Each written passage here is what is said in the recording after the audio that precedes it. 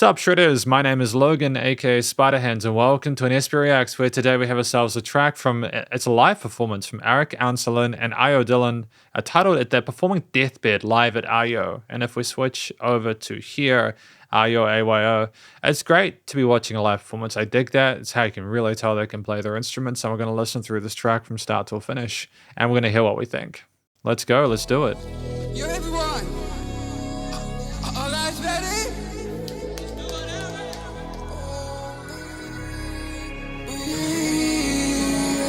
The tuning. 14 days I was close to the grave. No one was there.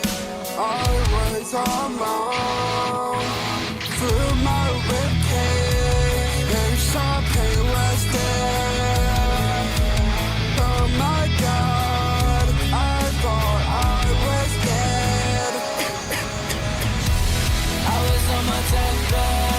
Good use of different vocal textures. Looking at the time, I was moving so slow.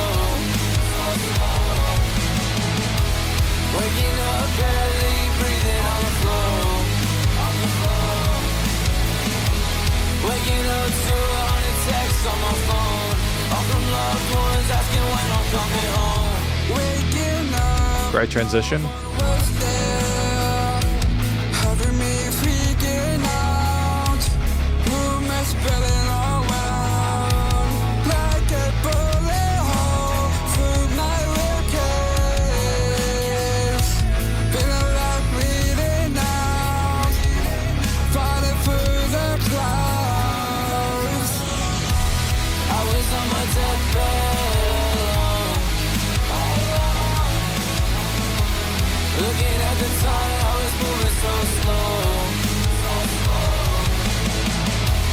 Waking up, barely breathing on the floor. Waking up to 100 texts on my phone. All from loved ones asking when I'm coming home. Key change? No, not key change.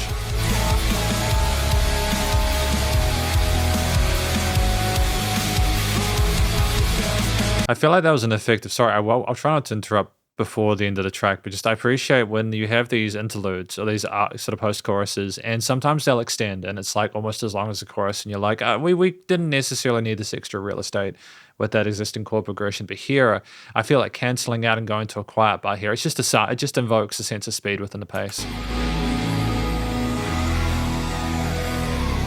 Big slide. I was on my deathbed alone. Looking at the time, I was moving so slow.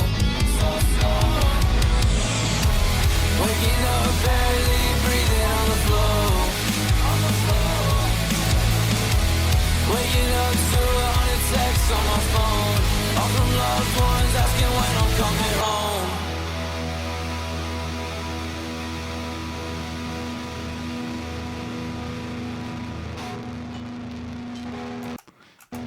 What I like about that, before we get into it, and I mean this sincerely, okay, sometimes people will say it, especially in like those like live competitions where they're like, it looked like everyone was having such a good time. I genuinely feel like everyone in this performance was there to actually be a part of it, and it was just great to watch that live performance sincerely. Both the vocalists, Arik and AyoDylan, as well as like the guitarist, bassist, the violinist, and synths and stuff like that. But we're gonna talk about this track more in the conclusion. And welcome to the conclusion of my review of this performance from Arik Ancelin and AyoDylan performing Deathbed live at AYO. So what do we think this track is about?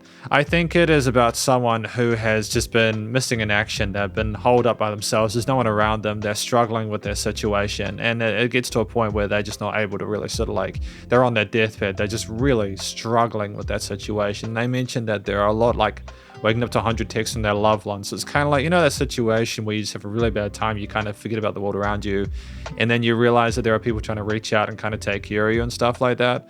It's that kind of situation, but it's kind of tricky, just real quickly, because it's just a balance of like feeling alone and isolated versus the actual care that people are trying to provide. There's more nuance to it, but that's my take of it. So moving on from that, One of the things I appreciated are the vocals. I think that it was great to have a really kind of earnest take from both singers, Arik and AyoDylan. They sung in different ways, but they managed to hit the notes really neatly. And I think that ultimately there was a sense of authenticity to like the style of music they were trying to do with this kind of emo, kind of pop punk, kind of rock stuff. And I appreciate that. I think that there was a great sort of like, it was good to have one singer do the verse and one to the chorus, and for there to be sort of chemistry and interaction between one another as well as the rest of the musicians in the performance, because you kind of need that when you're live. Everyone's on camera, right? So, you know, it just makes it a bit more kind of like commendable, I suppose, and it makes it a bit more sort of like polished. Yeah, no, we had some really interesting melodies that harmonized neatly with the surrounding elements and ultimately seemed very authentic for the genre, and it was a story that I feel people are going to be able to connect to, so well done. I think secondly, what I appreciate is the fact that there was just such great use of time there. We had several verses and choruses within this. We had like a short interlude section with the iterations back on that motif there. We made great use of the surrounding instrumental parts there. There's like guitarists and bassists and violins and drums and keyboards and stuff. And it was a really thick, full sounding mix, especially in those chorus sections.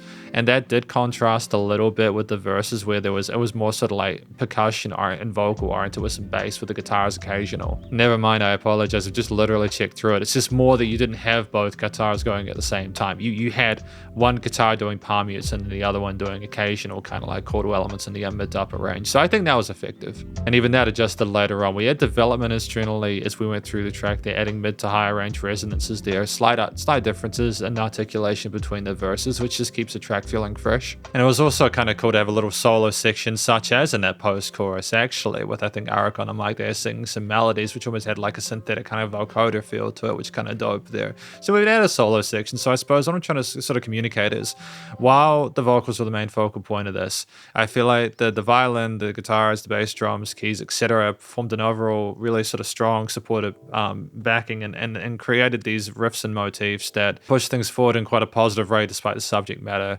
and still sounded very strong. I think finally it's the quality of the studio production. I think that the way that we leveled the vocals with the vocals processing and stuff like that, you know, like the tuning and the compression, like all the vocal effects changes were great. A bit of delay on it as well, which is kind of cool to have a kind of ether into the mist. But it was also the way that the guitars were sort of stacked in the mix. The bass nice and thick in the bottom there. The drums had great sense of punchiness as well there. They weren't smothered. And the keys and violins, whilst they were a little more sort of subtle in the mix, they were still very effective in their respective ranges as well, with both hands included.